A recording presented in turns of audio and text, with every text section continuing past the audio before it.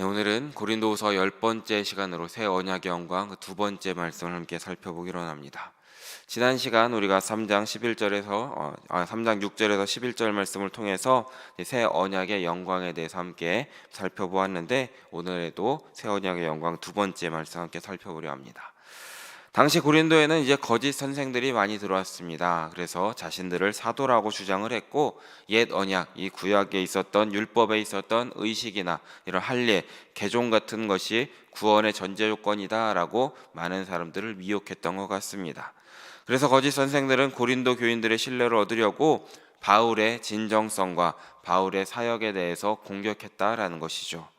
바울은 이 거짓 선생들의 공격에 답하면서 새 언약이 옛 언약보다 더 우월하다라는 것을 계속해서 입증하고 이야기하고 있습니다. 6절에서 11절에서는 새 언약이 생명을 주고 의를 낳고 영원하다라는 것을 함께 보았고, 오늘 본문에서는 나머지 새 언약의 특징을 함께 살펴보기 원합니다. 먼저 12절의 말씀을 다시 한번 살펴보기 원합니다. 12절 말씀입니다.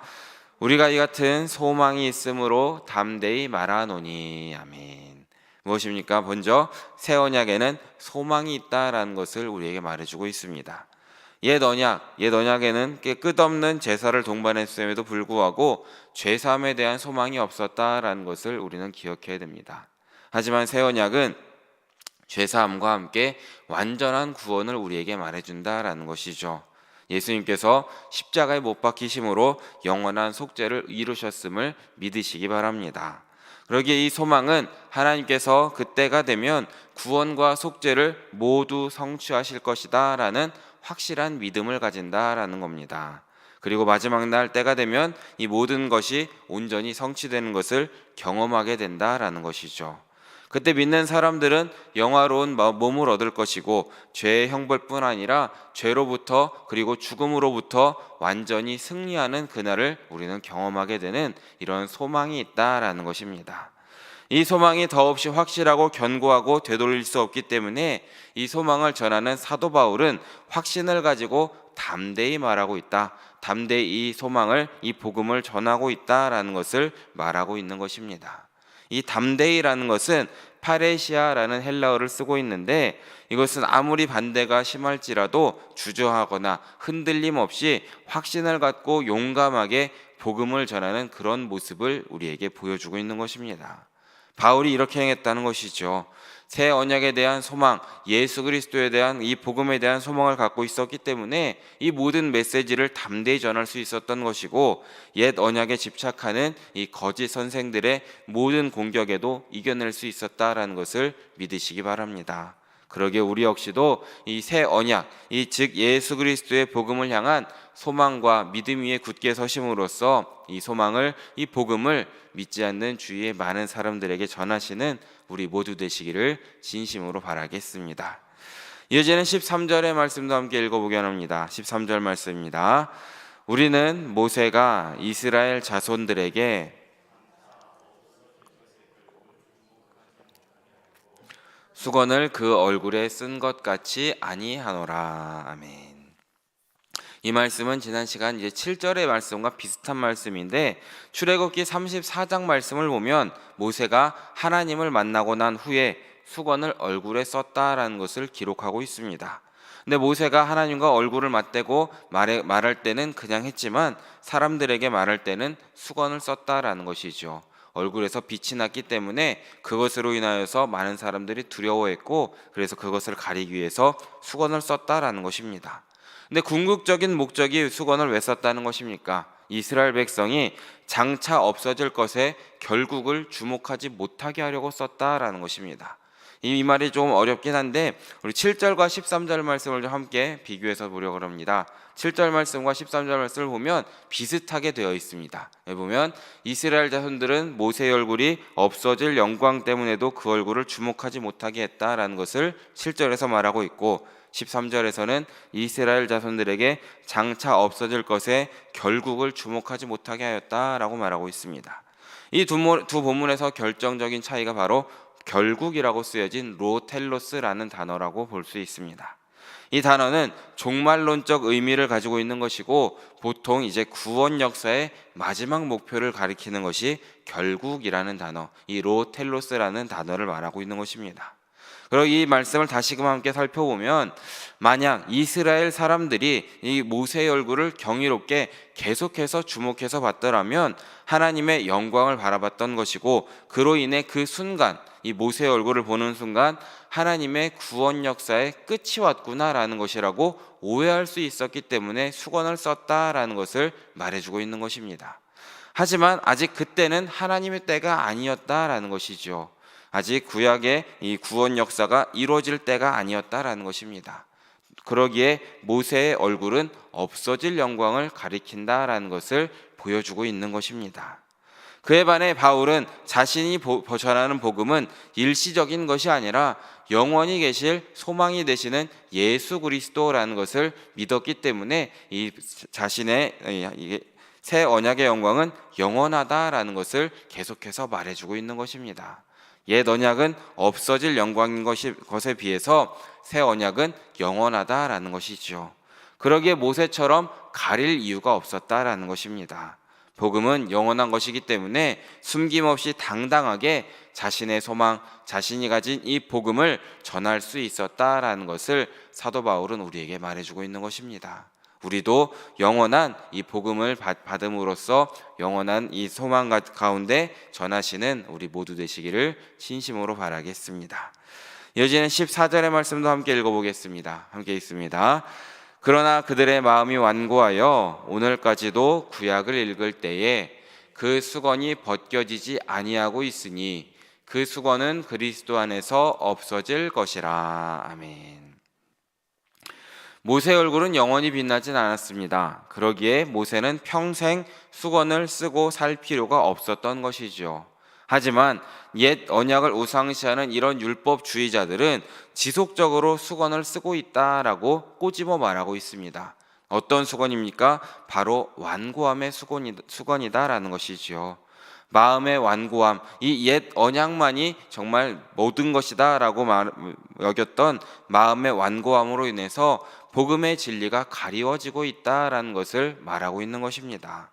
수건을 쓴 사람이 앞을 볼 수 없듯이 그들이 완고함의 수건을 썼기 때문에 예수 그리스도를 제대로 발견하지 못했다라는 것을 말해주고 있는 것입니다. 그들이 쓴 수건은 영적 무지와 영적 오해와 편견의 수건이었던 것이고 그리스도를 거부하는 불순종과 불신앙의 수건을 쓰고 있다라는 것을 우리는 기억해야 되는 것입니다. 하지만 이 수건은 언제 벗겨집니까? 바로 예수 그리스도를 통하여 벗겨지게 된다라는 것을 우리는 바라봐야 됩니다. 예수 그리스도와 진정으로 연합할 때에 우리 눈에 비늘이 벗겨져서 떨어지게 된다라는 것이죠. 그러기에 하나님께서 죄인들을 위해서 예수 그리스도의 속죄 사역을 통해서 모든 구원의 역사를 이루시고 그분의 지원으로 이 죄인들을 구원하시겠다는 새 언약이 그때에 우리 마음판에 새겨진다라는 것을 우리는 바라봐야 되는 것입니다. 우리도 새 언약 되시는 예수 그리스도를 제대로 믿으심으로 그로 인해 마음의 수건을 없애시고 주님과 동행하시는 우리 모두 되시기를 진심으로 바라겠습니다. 이어지는 15절과 16절의 말씀도 함께 읽어보기 원합니다. 함께 읽습니다. 오늘까지 모세의 글을 읽을 때에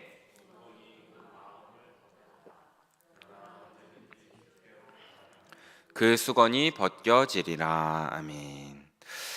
계속해서 14절 말씀과 비슷한 말씀을 다시 한번 강조해서 말해주고 있습니다. 이때까지도 아직 새 언약을 믿지 않는 많은 사람들이 있었다라는 것을 다시 한번 강조하고 있습니다. 그래서 마음이 완고하여 수건이 마음을 덮고 있다라는 것이죠.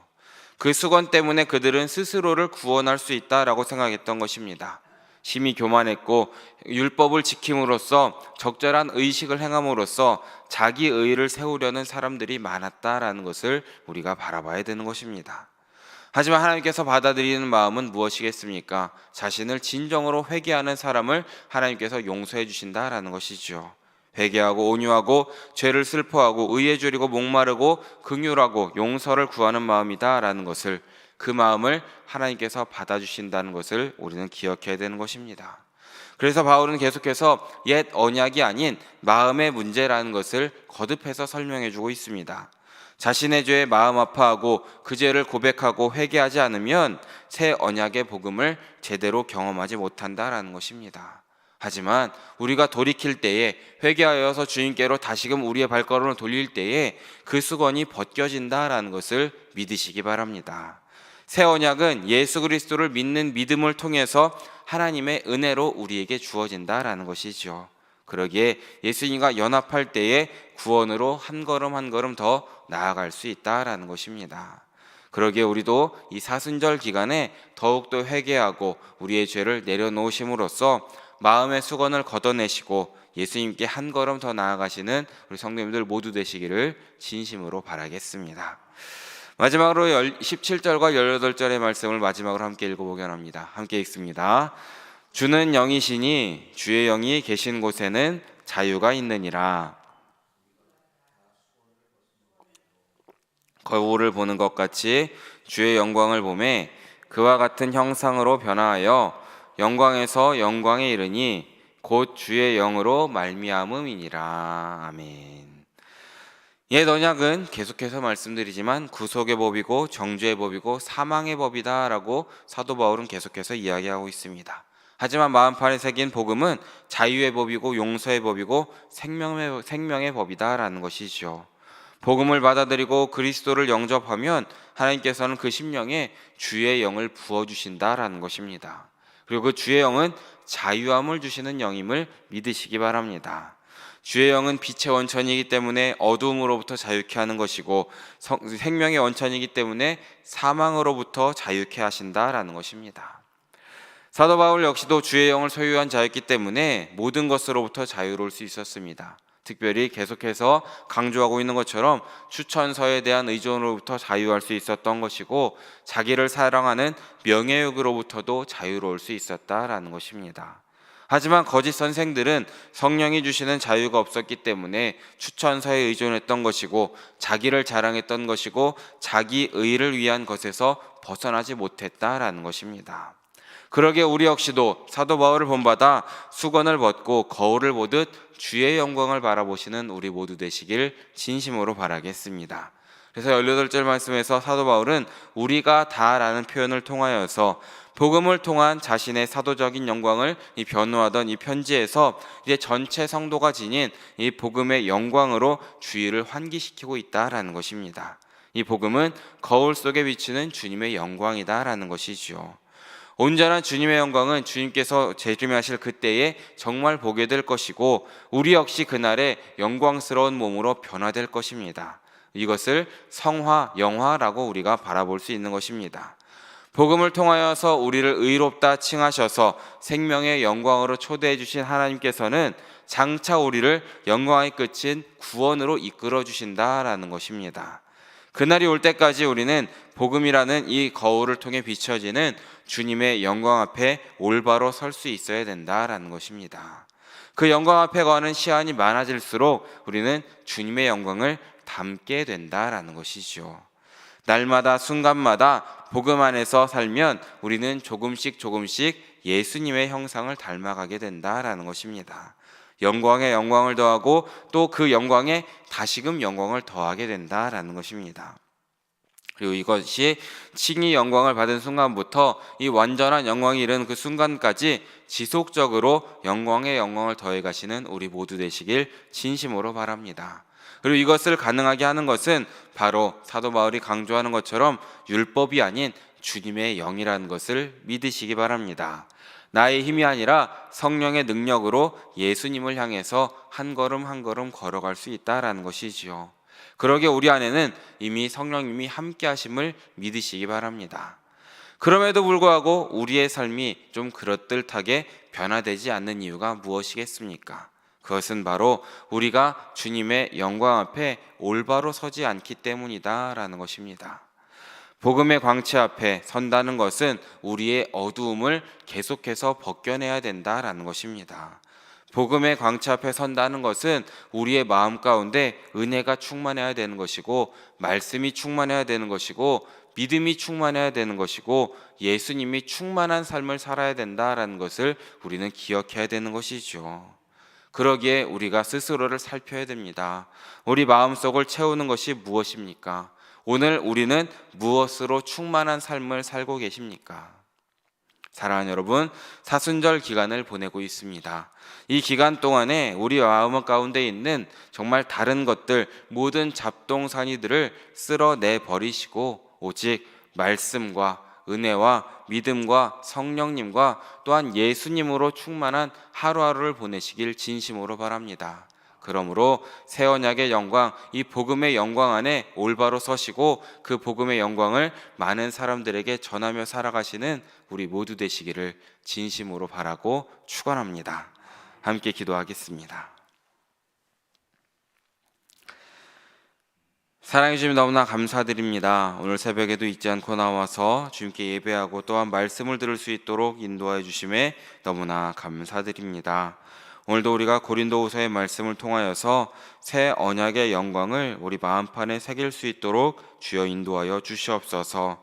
그 새 언약의 복음 예수 그리스도를 우리가 온전히 믿음으로 우리 마음의 수건을 걷어내고 예수 그리스도를 올바로 바라볼 수 있도록 주님의 영광 앞에 올바로 설 수 있도록 주여 우리와 함께하여 주시옵소서.